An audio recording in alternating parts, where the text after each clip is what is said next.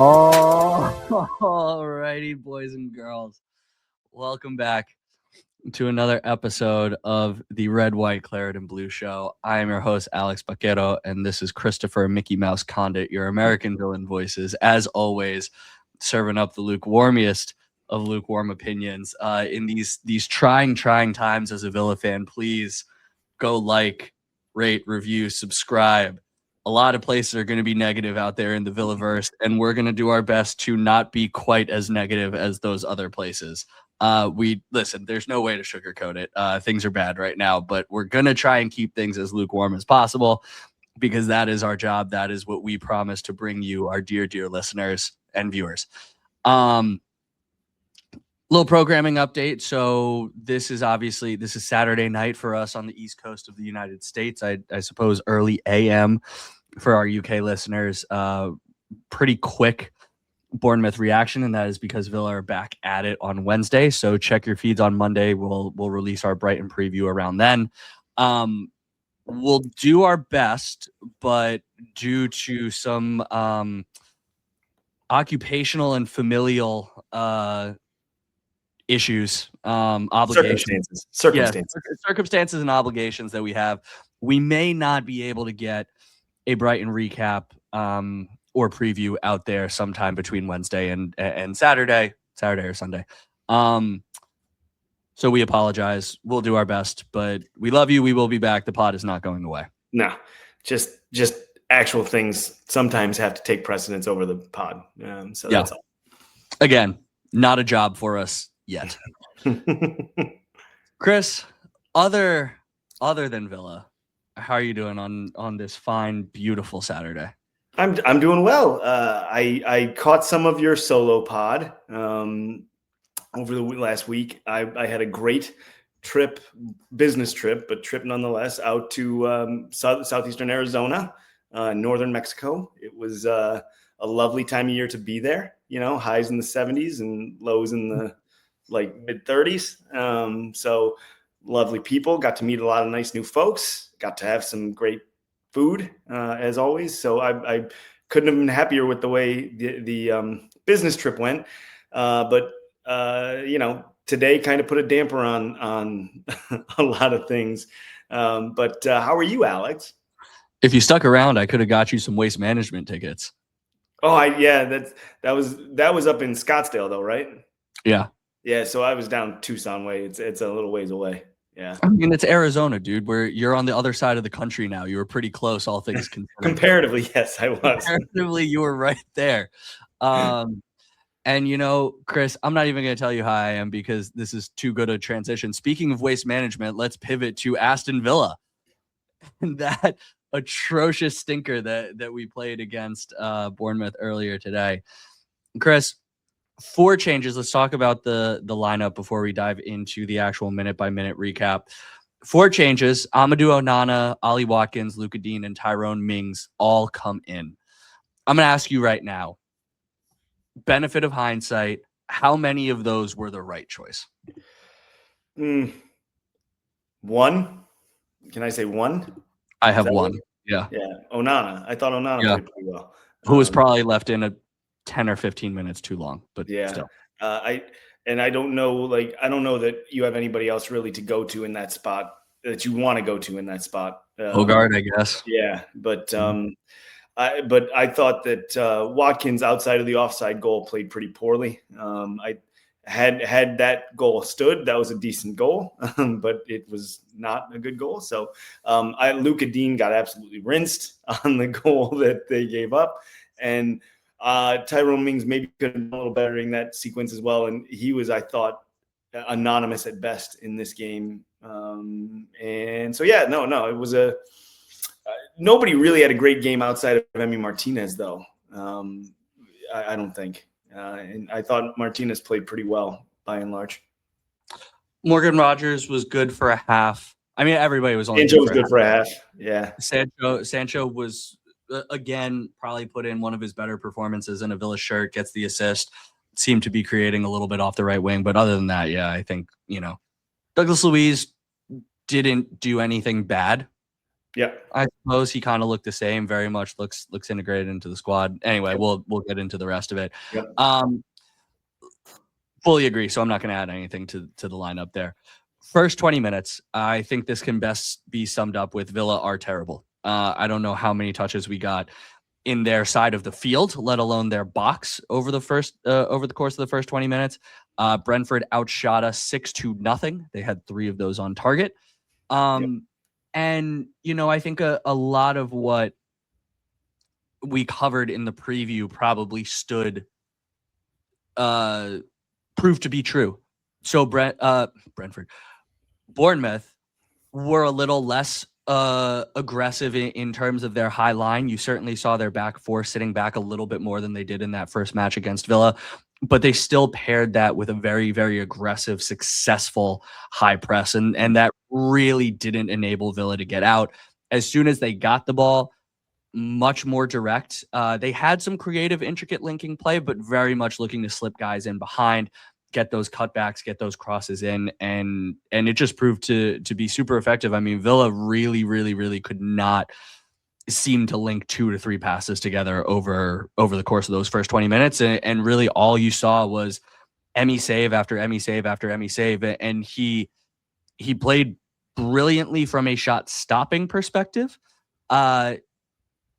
But to continue a theme over the past few weeks, his parries certainly put the ball into a lot of dangerous areas that Bournemouth was not able to capitalize on. Yeah, there was at least one big chance that they probably should have scored. The 11th minute. Yeah.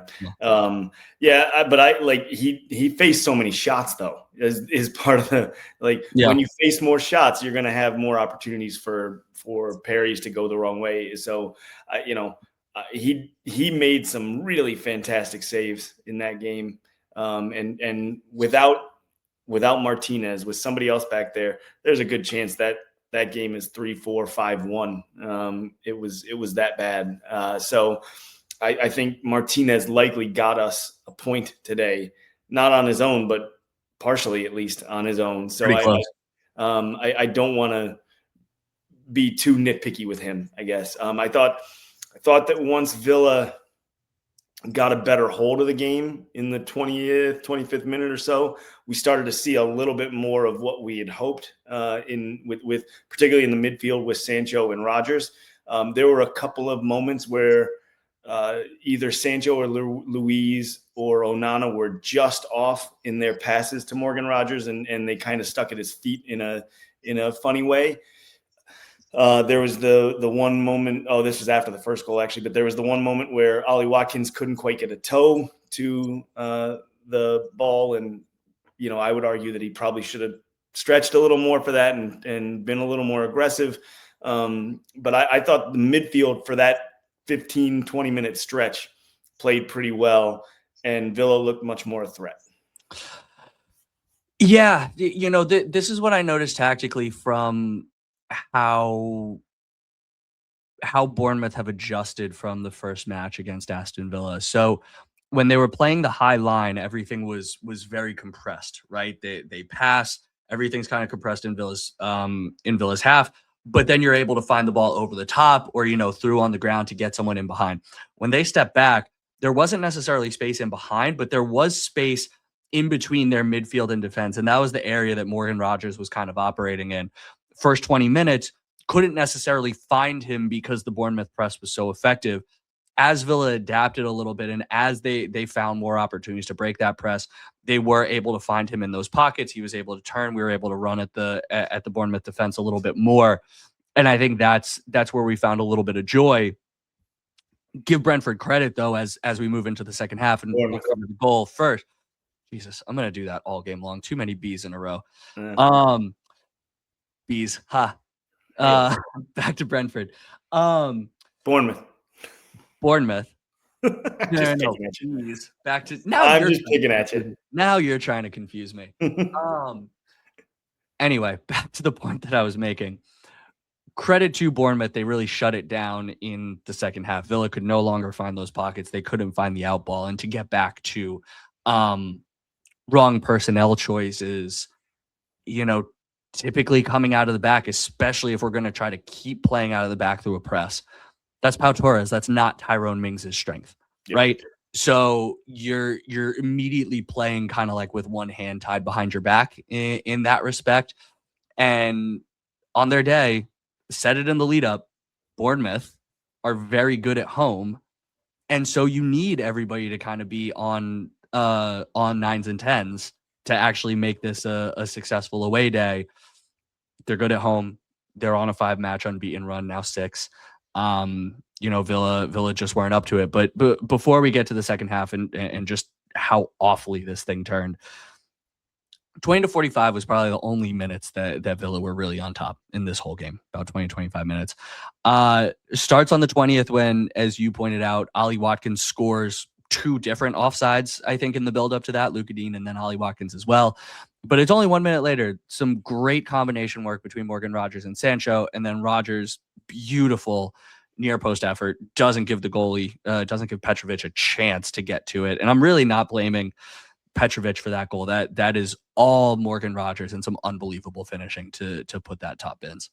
Yeah, just powered it to the top, and it was a great finish by Rogers. You mentioned it, but I want to give Jadon Sancho credit because he did a really wonderful job to dribble through some traffic and find Morgan Rogers for the assist.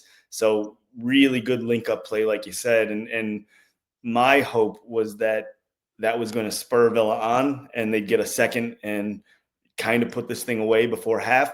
And then by the end of the first half, you were kind of saying, oh boy, we got to get out of here at 1-0 or we're going to be in real trouble. So the tenor of the game sort of changed near the end of the half. Bournemouth got back on top, and it just never felt like they were ever going to relinquish that dominance from that point on. Yeah, it's interesting that there were several moments in this game where you could say things could go either way in terms of momentum, right? Does Villa score and do they continue into the ascendancy? Or, does Bournemouth get galvanized by that? Same thing to the Bournemouth goal in the second half. There were other kind of flash points, yellow cards, things like that, where you could say, hey, is this going to motivate Villa or is this going to motivate Bournemouth? And I feel like the best way to summarize this game is that every single one of those moments, Bournemouth took advantage of it and decided to up their play and play better after whatever that key moment was. Yep, I agree. The second half, I really don't want to spend a whole lot of time on because the Villa were so terrible. Before we get there, to the second half, I want to ask you in the 33rd minute. I'm blanking on their right back's name. He played a great game other than this. Bowls into Emi Buendia's back as Emi Buendia tries to get a rebound in the box. And, I didn't really think much of it in the moment. I feel like that happens a lot in the box, particularly on like rebounds, defenders, all that kind of stuff. And it's very rarely called. And then all of a sudden our group chat blows up. I've seen a bunch of Villa fans on Twitter posting about this. I think the Claret and Blue podcast did a whole 8-minute segment on this. Was this a penalty to you? It certainly should have been looked at, I think, more closely than it was because I know that sort of physicality happens on rebounds at times, but this looked like a pretty blatant shove, barrel, shoulder, whatever you want to say, straight into Emi Buendia's back. And he is not one typically that goes down very easily. He tends to try and stay on his feet. But I don't think he was at all prepared for somebody. Yeah, blindsided him. Yeah. So I was at the time, I thought that VAR might take a look at it. And I know they say VAR did, but I think that's one that's never going to get given on VAR. But I could see it, yes, given as a penalty because there was no attempt on the ball. It was just flat out smashing into a guy. And so I could see it given. Was I particularly up in arms that it wasn't given? No. But would I have liked to have it now? Hindsight being 2020, 100%. Yeah. But who takes it? Louis. Oh yeah, that's right. We got Dougie Louis back. I forgot. Yeah, we got Dougie Louis back. We don't have to worry about penalties anymore. Yeah, I think for me it happened kind of like you. Would I have taken it? Yes. should VAR maybe look at it to see if Buendia has a play on the ball? Yes. I think that's one where it's only ever being called a penalty if that ball is rolling right to Buendia's foot. The way it was popping up doesn't necessarily look like he's 100% going to get to it, or is he going to do anything with it if he does? I think, kind of like you said, VAR's never actually going to overturn that. So it was sort of one where we say this week in, week out. There are fouls elsewhere in the pitch that are just never called in the box. Whether they should be or should not be, they are not called in the box. We can just acknowledge that is a fact of how games are refereed. And this was one that is called anywhere else on the pitch, but I think it is a very high bar to get called in the box. You're right, and Not, that's not for me, but just like based on refereeing norms. Yeah, that's a different discussion. But you're right, because if that were in the middle of the park, 100% that's a foul, right? Yeah, it's without hesitation from the referee, unless apparently you get clubbed, going near your box, because then he might not call it either. But I actually thought Anthony Taylor had his usual terrible display for both sides, so I'm not gonna say too much about it. Yeah, let's talk about the second half. There's a couple points that I want to mention. We talked about how anonymous Ollie Watkins was. I think what bothered me about his performance the most was we clearly needed someone in there who was going to hold up the ball. We had to go long a lot. We had to play over and around their press. And the Bournemouth backline was being very physical with Ollie Watkins. Don't get me wrong. But I think it was very apparent within the first 15 minutes, Ollie, you're not getting any of those calls today. You're just not. So you have to be stronger. You have to stay on your feet. And I felt like for the rest of the game, he was going over way too much, way too easily, and just kind of looking at Anthony Taylor for calls. And at some point, you need to adapt to the game that's being refereed out there. And so, in addition to him being anonymous, not necessarily making the runs into the box when we were getting service in there, I also just don't think he was very wise today. I thought he was a little weak. I thought he was looking for calls a little too often, and it clearly just wasn't there for him, and he didn't pivot to anything else. Yeah, I do think he was getting knocked off too easily, and probably looking for a call too much. I thought that they should have gone to that maybe go to Abraham sooner, because I agree. you weren't getting anything out of Watkins. So I hate to say it, but it sort of creeps into the back of your mind. Like, now that Ollie Watkins knows there's another capable striker, are we seeing the Watkins shrink that we've seen in the past? So I'm not sure. I hope not, because he had just started getting going a little bit, and now I don't want to see him revert back to the struggles of the first part of the season, first half of the season. Yeah. The other thing I want to talk about, holy crap, Bournemouth picked the right Brazilian. Not only that, the right Brazilian right winger. Yeah, I mean, I understand he was roughly 3 times the price of Allison, so it's not like we were necessarily shopping in the same market. They had just sold Semenyo, but we've got a guy who, from what we read, is not super well regarded by the pundits who follow Brazilian football.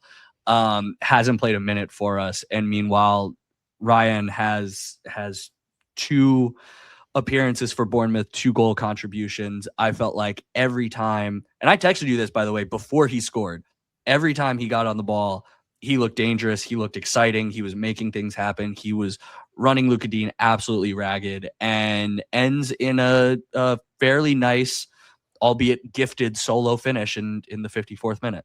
I mean, like I said, Luka Dean, who I love very much, like great player, all those things, got absolutely undressed on that passage of play, and Ryan went past him like Dean wasn't even there, and then it wasn't the best finish. I actually think that it was sort of a fortunate way that the ball struck his foot, because he didn't make great contact with the ball, I don't think, when he struck it, but it ended up in the back of the net, and that's all that matters.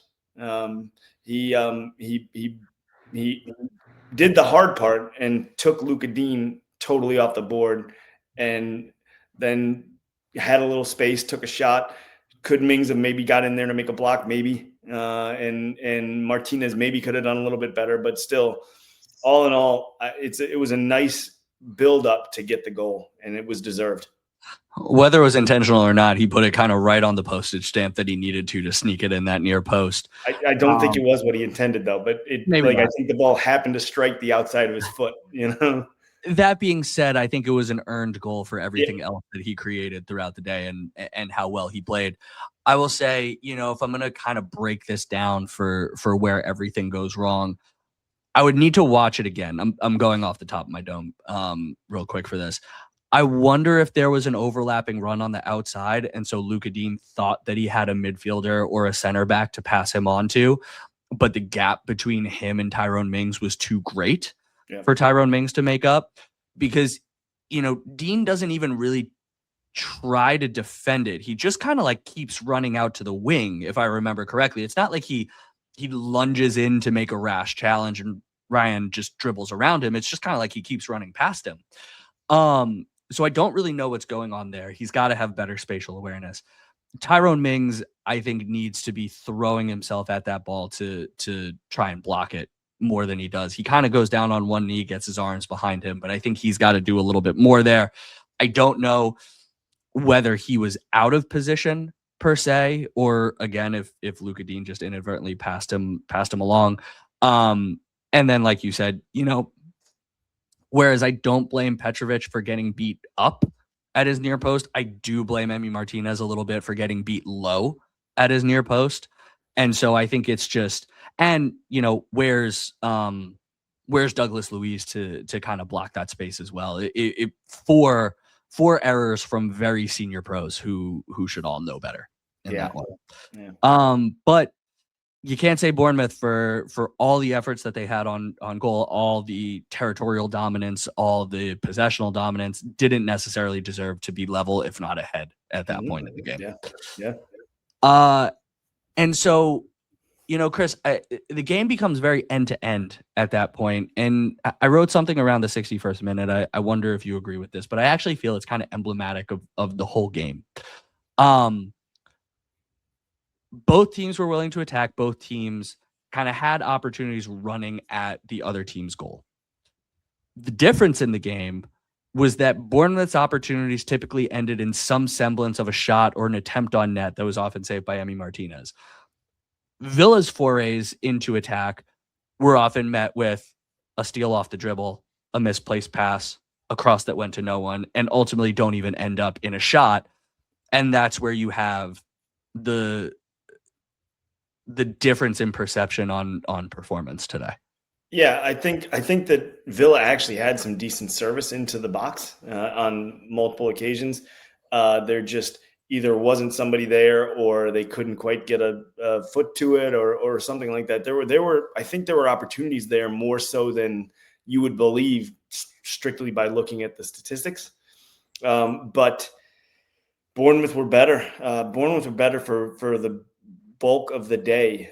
So in my view, Villa were, I would say 75 minutes, probably. Bournemouth were the better team. Villa were very fortunate to come away with a point here away. So I do think that your assessment is probably right, that that Bournemouth getting a shot, whereas Villa didn't usually get much out of their attacking phases of play, might be emblematic of the game as a whole. And I think, like I said, I think if anything, Bournemouth deserved a win here, and Villa are fortunate to pick up a point. Yeah. Last thing I want to talk about on the game, and then we can talk about good points, bad points, trends that we're seeing on the season. Unai's subs. This was something that he has gotten right for a large portion of the season, but I would say that this is now another game in the past handful, this kind of sticky patch that Villa has been in, where I don't know about you, but I'm really left questioning Unai's substitutions from both a personnel and a timing perspective. What about you? Well, the timing I can see, but like personnel-wise, what would you have done differently? Well, so for example, Bailey on for Buendia, Sancho goes left, And then it's literally, I think, 5 or 10 minutes later, Sancho comes out. Sancho is arguably our best attacking player.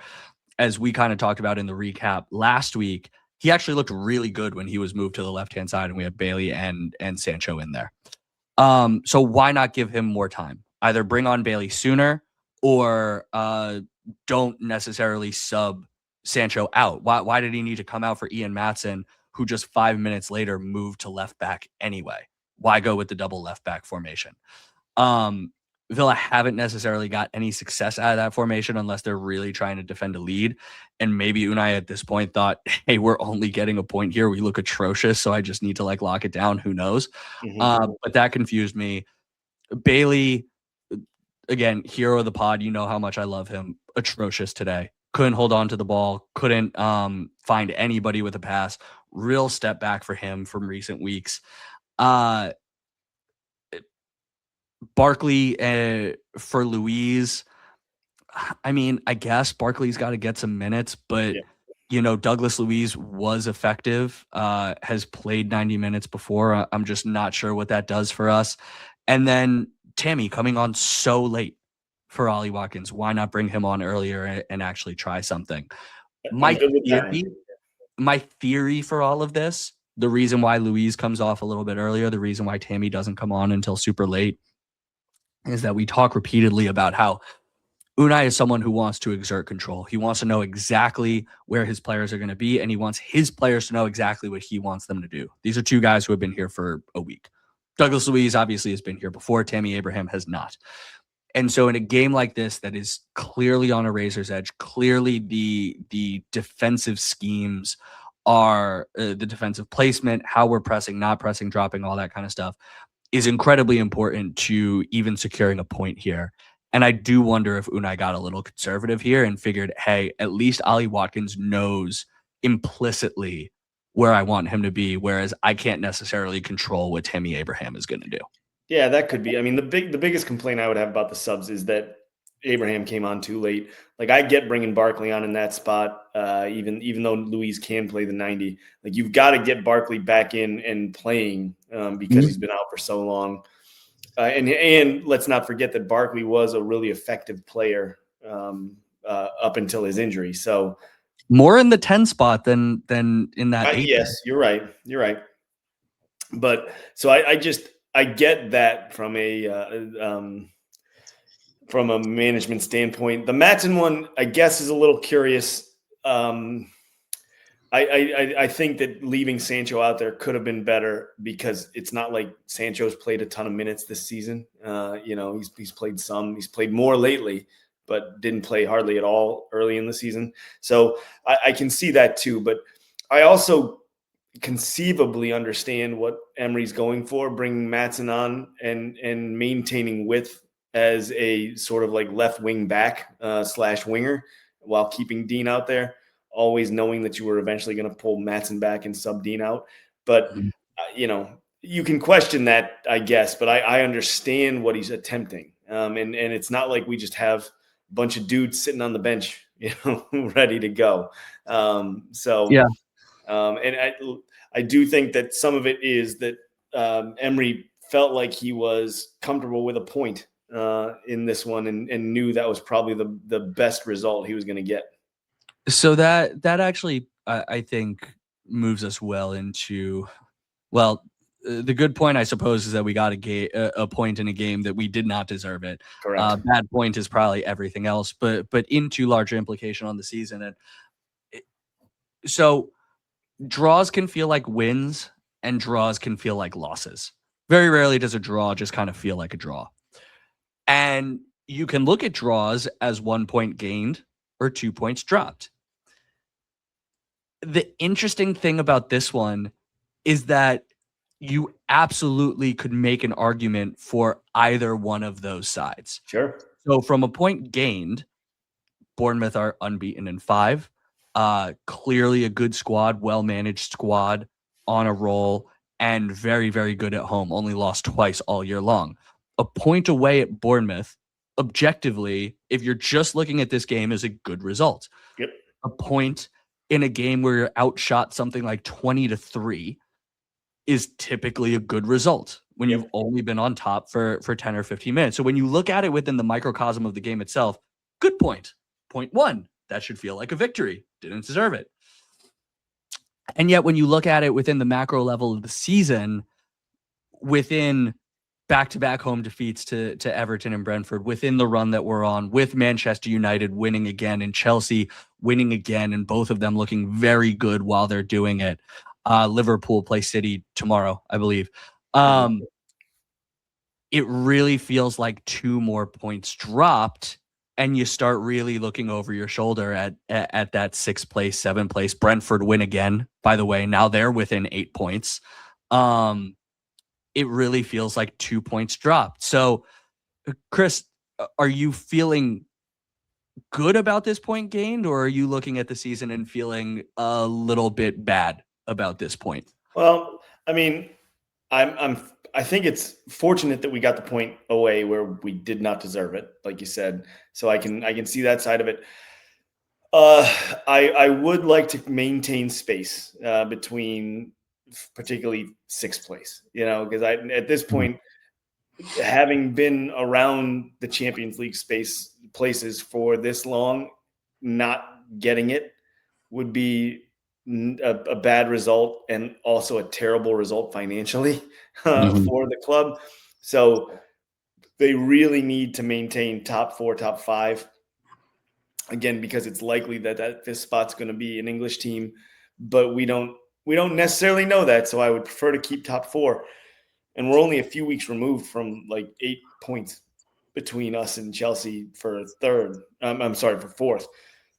So United are on a real tear. You said 8 points to Chelsea in 5th? Well, no, we were. I said a few weeks ago. Oh, yeah, it's 4 now. Like we were 3rd, they were 4th, and there were 8 points between us. Yeah. That's what I'm saying. United are on a tear. Maybe got a little help from the referee today, but Tottenham are bad anyway, so it doesn't matter. So all those things kind of coming together right now. I think that it's a little uneasy for Villa right now, but I will say what I always say. If there's one man that I expect to be able to usher them out of this, it's Unai Emery. I mean, there are a couple other managers, maybe one in particular, Pep Guardiola. But there aren't a whole lot of other managers in the league or even in Europe that I would rather have than Unai Emery. So I will continue to, trust Unai Emery here in these spots. And you got to hope that as players get more healthy and all that we'll have some results like we were seeing just a couple weeks ago. So I will remain even keel, I suppose, and say yes. I'm a little unnerved by the way the table is tightening, but I am also happy to take a point where we don't deserve it. Yeah, you know that I'm the performances guy, right? Between the two of us, any of our longtime listeners know very well you are the results guy. I'm the performances guy, and so I'm just kind of looking at Villa's recent matches, and I feel like you could go back to December 30th against Arsenal. We had the back-to-back 2-1s over United and Chelsea, and then we lose 4-1 to Arsenal. We come back and beat Forest 3-1, draw to Crystal Palace 0-0, 2-1 over Spurs in the Cup, 1-0 loss to Everton, the 1-0 victory over Fenerbahce that should have been more, but ultimately 1-0. Yeah. Yes, we beat Newcastle, nervy against Salzburg, who were a pretty bad Europa League team, who we beat 3-2 in the finale, looked bad for large portions of that game, lost to Brentford, draw against Bournemouth. I would say it's been about a month before, at least a month, where we've had like really good sequential results over a period of time. And when you look at how this team is struggling to create opportunities against at least Premier League opposition, against Bournemouth, against Brentford, against Everton, we only put 1 against Fenerbahce. It's giving a bit of first 5 games of the season where it felt like Villa were having a lot of a lot of possessional dominance without necessarily carving out too many opportunities. I don't know. Listen. You said it. I believe I have faith in Unai Emery to figure out how to pivot and get out of this. Obviously, we went from that 5-match unwinning run to what we had over the first course of the season. So like it is there, but there is an extended length of time here that feels eerily similar to years gone by, where we've gone great over the first half of the season and then really struggled over the course of the second half, particularly a couple years ago when we made the Champions League. Same thing, back-to-back victories around Christmas, Arsenal and City, and then kind of limp over the finish line. So what that leads me to kind of say is we started off that month looking at Brentford, Bournemouth, Brighton, Newcastle in the Cup, Leeds, Wolves before Chelsea and United, and being like, hey, Villa's got a really good opportunity to go on a little bit of run here. Well, it hasn't really panned out that way. And so I'm now looking at Brighton, Leeds, and Wolves as kind of must-win games. Are they all at home too? Do I remember that right? Yes, they are all at home. Yeah. You would like to have 9 from 9 there if you can. Yeah. I mean, you always do. You always want 9 from 9. But sorry, no. Brighton, Newcastle, and Leeds are at home, and then Wolves is away. Wolves is away. Okay. All right. So yeah, still though, Wolves had a sort of, little mini climb in form there, and then promptly back to where they were. So I think you'd still like to get all of those are winnable games, and now you need to stack points again where we haven't had the best results. The other thing I'll say, there are 2 points I think to what you were saying. One is squad depth and injuries, which Villa are not able to field a squad the same way that the other teams around the Champions League places are because of FFP, PSR, whatever. Mm-hmm. And yes, some of those, by the way, are financial mistakes made where Villa have bought players or paid players an expensive wage that didn't work out as well as you would like. But the difference is when the other, teams around them, the other 5 teams around them make a big mistake like that, they can just eat it and Villa can't. So that's part of it. Everybody has injuries. I understand that. So I'm not using any of this as an excuse, but you can see why when the end of the season comes, the other teams look a little bit fresher and look a little more dynamic and well rested. Now, the other part, it's the lack of inventiveness. Yeah, for me. So I was getting there, right? The other part is it's not this simple. It's not, but it's really easy to look and say, boy, Daniel Malen would have looked good out there, whereas when the team was struggling before for goals, you just bring on Daniel Malen and all of a sudden he's just firing shots at the crossbar, and we don't have that right now. And I know you and I both hope that Leon Bailey's going to turn into something, that can resemble what he'd done before for Villa.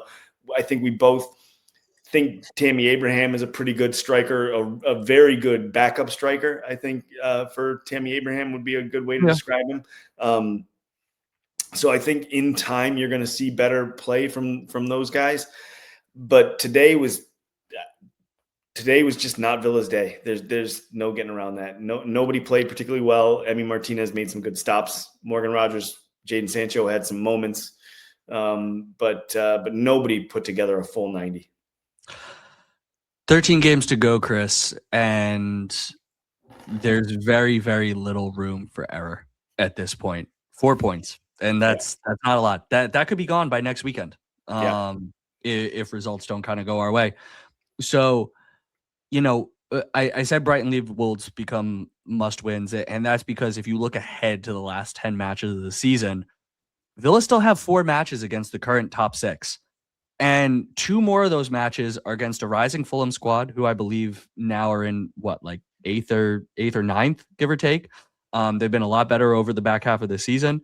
And then Sunderland, which is a really, really difficult team to play against. I know they've had a little bit of dip in form lately, but still well coached, getting guys back from AFCON. I think those are going to be difficult games. So, like, you could easily mark 6 out of Villa's remaining 10 games at that point as being hard. And so, you got to stack up, to your point, the points now, because you don't necessarily know if you're going to get those opportunities later on. Sure. Yep. 100%. And needing that, going to City at the end of as the last game of the season, I really don't want to need to bank on 3 points in that one. Right. Yeah. All right, Chris, that was kind of a negative spot. Villa are still third. You can't really think that under a caretaker manager, United are going to keep this up for much longer, but who knows? And maybe Ruben Amorim playing the back three was such a bad idea that maybe it was that awful an idea. Listen, end of the day, we've said this all year long. Being in a title race was fun, but we never expected Villa to win the title. We didn't. We always said we're looking down, we're not looking up, we're focused on finishing top 5. Villa still have a very good opportunity to do that. And so, listen, every team below Villa at this point is fallible. Hell, even City is fallible at this point. No consistency out of Liverpool. Sure, Chelsea and United are in upswings now. They've looked awful before. City very hit or miss. So Villa will continue to be in it. We just need to take advantage of the opportunities ahead of us. And so, end of day, if we're going to look optimistically, through 25 games, we are third. Mm-hmm. And you would have taken that at the beginning of the season. Of course. Absolutely right. All right. Well, we'll leave it at that then before we get negative again. Like we said, Brighton preview probably coming out Monday evening. But until then, my friends, up the Villa. Up the Villa.